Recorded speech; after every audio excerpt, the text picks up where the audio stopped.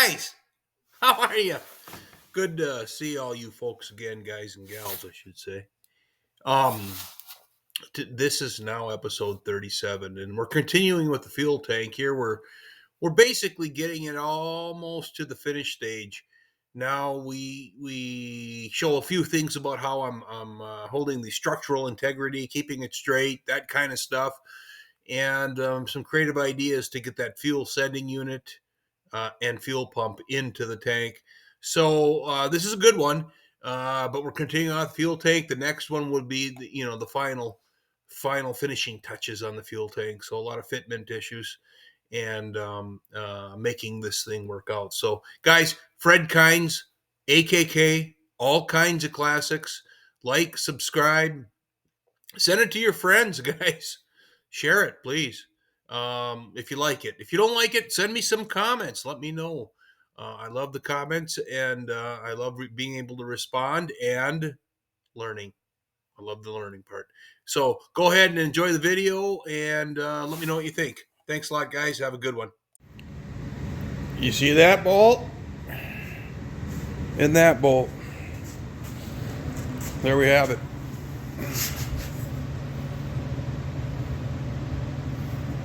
Both of them on. You can see the rivet. I wound up finding a very nice setup, and you can kind of you can see the inside of the rivet, and it double straps. The end of the double is about right there, right there. Okay, I don't have it pulled super tight because I have to pull the tank back out because I'm going to start working on the end caps and the baffles. But she locks in really nice.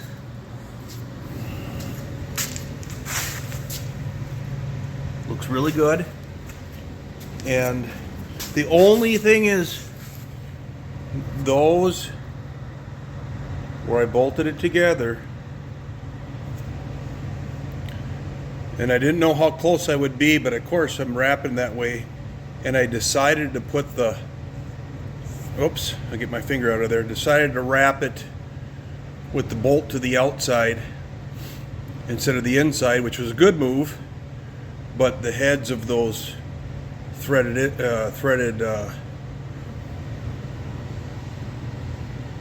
pieces are rubbing the tank, so I'll have to take those down. Of course, I got to do it here on the floor, but I'll have to take those down to just the flange part of the bolt, so it's more of a rivet look. But it does taper up.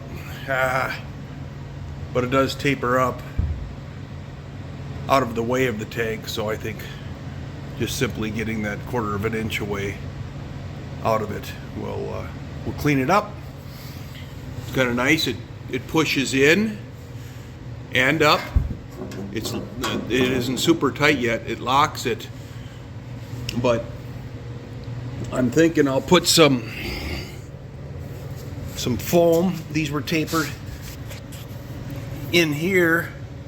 These were tapered head screws that will flush with the tank, but and this here surface, let me get that a little narrower, rides the tank. It steps down, and this surface rides the tank. So I'll track it with this stiff foam. I'll put some on the bottom side of here and there, and some right in here, so that you get a little sound deadening, but anything that's can squeak up against the tank, you don't want it to, right? These straps will pull plenty tight and ride with the tank, but I don't want to cause any vibration. I'd rather just squish a little bit of foam into that area first as I'm tightening it. But boy, really happy with it. She tucks up there really good, and I'm proud of it. I'm proud of the accomplishment. I like how it turned out. I like how everything centers properly. I've got, I talked to the gentleman on the TIG welding side of things, and he said he'd like to see the tank tomorrow. And so he wants me to tack in with MIG. See, I just have MIG, but he wants me to tack in the baffles and the end caps, or weld in the baffles, because it's just MIG. And it's on the interior side, so, and then he wants to come in and take it. Of course, that'll seal it all up. So I guess I'm going to pull the tank out and begin that process of getting everything cleaned up that way. So more on that, more on finishing out. He actually wants me to get it all the way to the end caps. So I'm going to go back to the wood bucks and make them so they insert, get the taper off of them, get them so they insert good and tight, so I follow that profile, and then I'll bury one buck in to the 1 foot mark, wherever that is, somewhere in this neighborhood. I'll bury it on the interior side of the tank, slide my baffle in. I'll probably bury it past, slide my baffle in from this end, and then tack weld or put some little 1/2 inch or 3/4 inch stitches all the way around it. Pull him out. You know, it'll be hard to do on this side, won't it? But I'll have to, maybe I'll weld all the way through and tack, because it's only 36 inches. And I'll tack it from this side and then tack this one from this side. Something like that. So it's time for me to start rubbing the wood bucks to the actual profile. I did get some belt sanding paper for my belt sander, and I'm just going to work those down to perfection. And then I'm thinking, and again, as you watch these videos, you see that I wind up adjusting sometimes. Like these, I found those large head rivets, rather than putting two of them in beside each other. I got a 3/16 rivet. That is, you know, not aluminum. They were steel, and it takes quite a bit of force to get those in with that standard. I did wind up using that standard rivet gun. I didn't go and find my barrel style. So anyway, I got them in with a little screaming and yelling, but now it's time to take it out and take the tank out and go to work on it. Thanks, folks. All right, I'm here on my end cap. I made the wood bucks. I shaved them because it's a little bit of a tweak, but I roughed those out, so now they'll sit inside and they'll hold the material going all the way down, so I can push them down, weld on the, you know, the baffles, come up and weld on the end caps. I've got a piece of wood in here right now holding it, and I'll show you what I'm doing so you can see up in there. Oh, you can see the wood in there. It's painted white, okay, and that's holding the shape on this side. I took the wood and I cut out, I scribed, and this is aluminum, not stainless, and I scribed on it. Got kind of a little bit of a gap here, you know, in some areas it doesn't follow perfectly. It's close to the edge there, but no matter what, all the way around, it's flush with the edge, but no matter what, all the way around it, this material is either flush or behind it. Flush or behind it. Yes. Yes.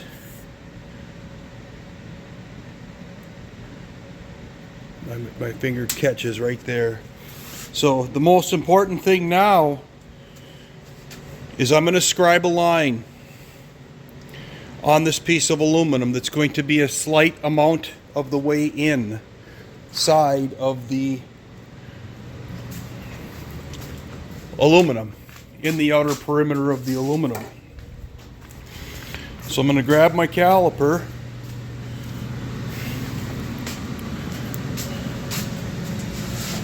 and I'm going to measure my torch head. Man, this is hard to do with one hand. So I'm going to measure my torch head. I got to switch hands because I'm right-handed. Now you're thinking, why am I measuring my, whoops. Why am I measuring my torch head? So it's 300,000. It's 300 thousandths. Okay? 300 thousandths, 150 thousandths. I think you can get where I'm going, what I'm spooning. 150 thousandths scratched all the way around the inside of this guy. All the way around the inside of this guy, and then I just sand and sand until I get to that scratch line. So what does that give me? That gives me, if I go in 150 thousandths, if I go in 150 thousandths, it gets me to this edge, right? Minus half of the flame width. Minus half of the flame width. So what I should do is add this material thickness. I say what I should do. What I will do is add half of the material thickness, because that flame width, I don't know what that is, and I may slow down or speed up because I'm doing it by hand. So this material is 40 thou, 18 gauge. Is it 40? I can't get in there. Well, I can. No.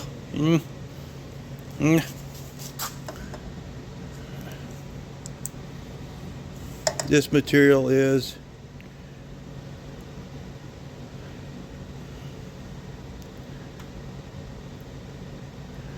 40 thou. I'm gonna measure it actually. I can't get in there right now. Is 40 thou. So I'll add another 20 or 30 thou, but I don't want to get the width of the flame. The flame's going to be a narrow pattern unless I slow down too much. But you can see what I'm going to do. So there'll be a line scribed. It probably might even come on 150 thou is more than 1/8 of an inch, I guess. So scribe that all the way around this thing, following this can. This is the side profile that I'm copying. This is the profile that the wood buck is in. You can see what I'm doing. So I'm setting back, and this will be my tracing pattern. I'll clamp him down, and I'll trace around here and cut out my 20 gauge. This is 18. The caps are 20. 20 gauge end caps and baffles. Okay? Let's hope this works. All right, maybe I should go through a few steps, but I did make the 4 pieces for each end, and then let me get a light. I don't even know if I have a, no, I don't have a light in there. And the baffles, 2 holes there. A notch in the front and a notch in the back. Now there's black soot in there because, well, I burned the wood buck. So what I did was I pushed the wood buck in and measured from the edge and pushed it in 11 inches. So I didn't get the dim that I was precisely looking for. The dim here is 12 1/4 inches from either end, 12 3/4 from that. But I pushed the buck in 11 inches. It's 3/4 inch plywood. There's a weld, so 11 3/4 to the piece. And did that on both sides. So that's how I obtained that structure, and then I just backed it. These screws weren't in here. I backed it and then spot welded it in from through the hole. Okay, and then put the one block of wood in here, one block of wood on this side, push that in. Oh, pardon me, on that side, push that up and tacked it in through the hole because I needed to get the wood buck out, and obviously I wouldn't get it out around here. And then I copied on this side the same thing and tacked it in.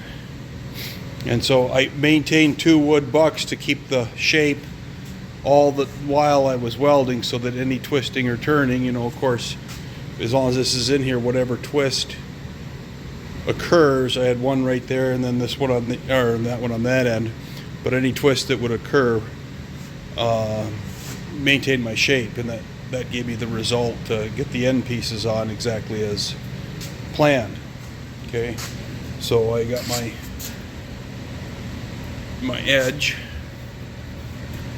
for TIG welding. These are just tacked on because I'm MIGging. How did I make those? I cut them out with my torch, but basically I measured the head diameter of my torch right here, 300 millimeters, and I used this as a follow along this 1/8 inch aluminum. Aluminum's easy to work, shape, and mold, so I basically cut that out with a cutoff wheel, cut a shape out with the cutoff wheel, and then dressed it down to this shape, the shape of the wood, or the shape of the tank, whichever. At that point, then I measured the torch. I measured the thickness of that material over there, the tank. It's 18 gauge, 48 thousandths. Added the two together and divided by 2, which lands you halfway on the tank, but I went to 180 thousandths. I went 6 thou more than this. And then set my scribe to 180 thousandths, did a check, and then I just basically taped this to the tank, and I made sure nothing on this was overhanging. I might have showed a little bit of that, and then I scribed all the way around it. And then I just ground down to that scribe mark. You can see that if I lay this over, this is the actual physical size of the tank.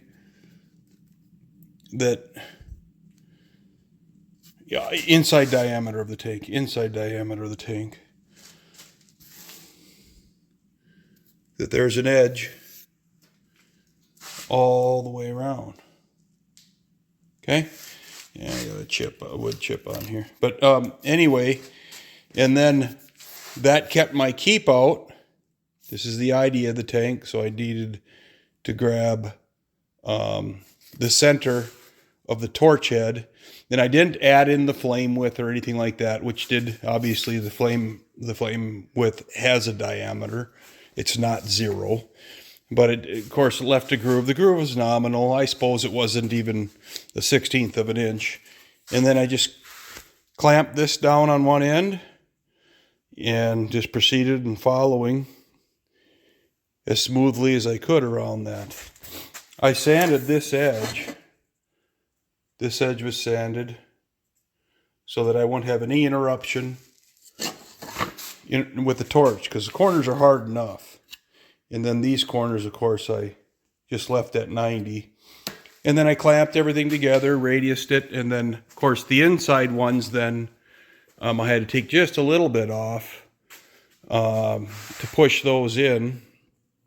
And again, like I said, I backed it with the wood buck before I put them in. Of course, the inside of this tank, after it's all welded up, will need to be completely cleaned out. Guy gets to think it should have put a drain hole on it. But, you know, and that's an afterthought, and I can always cut this out, right, and drain it out.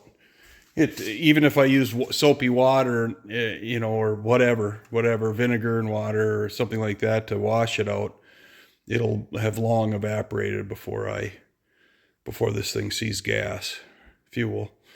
So it is going to be welded up tomorrow. I did MIG the interior side of this. He asked me to because he wants to go over every one of these to check for leaks, if he needs to do any reflowing or filling. So at this point, he wants to do it tomorrow night. So I would assume that by Tuesday, because tomorrow's Monday, by Tuesday, I'll have this ready to clean up and then start mounting it in. So it was a good day, very good day. So until next time. Should focus not just on traditional programs for large. Hello. Well, I did get the tank picked up, and it looks really good. I still have a little bit of work to do because I asked Jeff to make the fuel bung. I did pick up a piece of stainless steel. Wound up, let me flip you over, up being a piece of stainless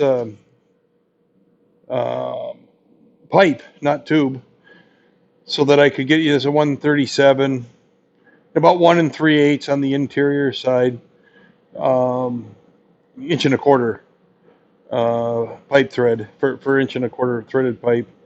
But it's stainless steel, and I'm going to turn this, finish this, and then turn this out to 1.5. It's 16875 on the outside, so it's an 1/8 of an inch bigger, which will give me about a 16 gauge wall, which is perfect. And then I'll cut it to length. I'll insert, I'm going to thread in a bung below the trim line. It'll be into this neighborhood down in here, and then I'm looking at my hose routing for my vent, and so that'll come into the tube here, and then this will be canted a little bit. So I'm thinking that I want to get it so it goes in, but it isn't going to take fuel because the tank is at an angle, you know. So this will be sitting about like that, you know. So I got that going for me. Tank was welded up. Looking at the bottom side, it's all tigged. Nice heat signature. The areas where I tacked it, you know, I'll have to polish those out. You know, take them down a little bit and polish them out. This is where I tacked a MIG tack from the inside for the baffles, and some of these show little nipples. And it's about 2.5 hours into it, so both sides are good. The heat signature is good. Looks like he had to do add some feeder into this area here. Flipping it over. Again, it's a fuel tank, but still, I want it to look pretty. And then you can see where everywhere I put a tack and everywhere he welded, you know, that's remarkable. Very good work. Got all the way, and I had a little bit of gappage in here, so he did have to add feeder into here. And actually, he got this really good. So everything turned out great. He touched a couple of spots. Just heated them up to make sure the nipples here weren't showing through, or producing any holes. So he did not test it though. So now I'll just fill this thing up with water. I'm going to see if I can get a chemical in there to help clean it too. So I'll fill it up and let it set. And then if I do find any leaks, I'll mark them out with a Sharpie. Same time, I got to cut that hole, get that tacked in, probably with 2 little tiny tacks or 3 little tiny tacks. And maybe even I'll turn the TIG on my welder and just no feeder, but just melt them in. I need to learn the techniques. I mean, again, I've tigged before. I tigged a tank. Spent so many years that I just don't want to do stuff like that. But I am going to do this stuff, and so I need to start practicing pretty soon here. Anyway, so it has been cleaned up. This is just right now. Stepped into the garage not 3 minutes ago. I wasn't in for 60 seconds after I unloaded it from my truck. So at this point, we'll get it. I'll focus on this, fill it with water, identify any holes in it, and get that machined. I'll get the threaded, the filler top piece that gets welded onto that, and at some other time in the very near future. But I can complete all my mock-up, everything else that I want to do, route the vent hose. That'll be routed about across right here. I want to keep it the highest point on the tank. This will be nice and horizontal, and then I'll turn and come into the vent. I may do something like turn up inside the tube there, kind of like a more modern vehicle that vents into the up toward the lid to the cap. I did get a vented cap. I don't intend on using a canister, a charcoal canister or anything of that nature. So that should about do it. I might come in with a 120 flapper or a roll-lock and hit all those before I water test it, just to make sure that I'm not thinned in some areas.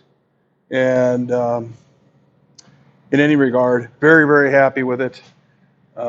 Continuing to move forward.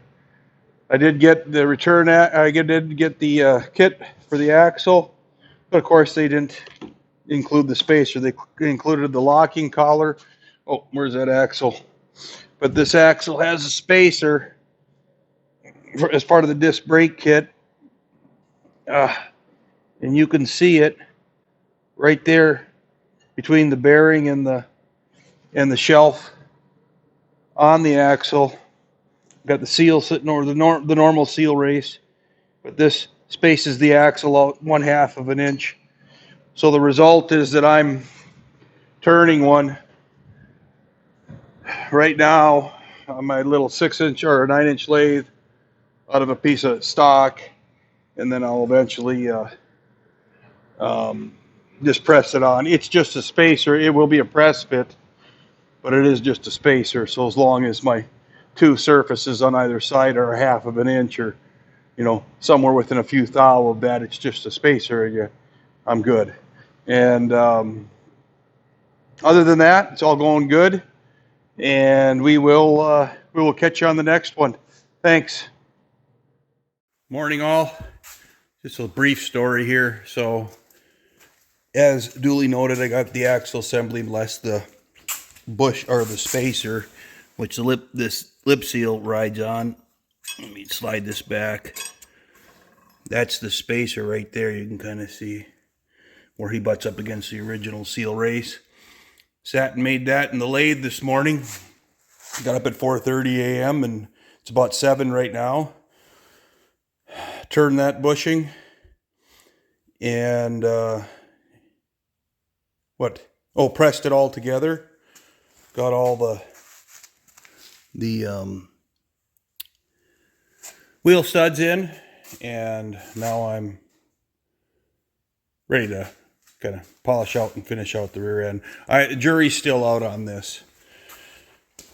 Again, I need to articulate the rear end, but if that's going to come in contact with the frame, I did do several motions, but I left that connected, and I got to thinking, wait a minute, I'm just going to put the shocks in without the springs and try and see, how she's going to work. So that's what's going on there. And of course, now with this and the tank, I'll put a rag on there.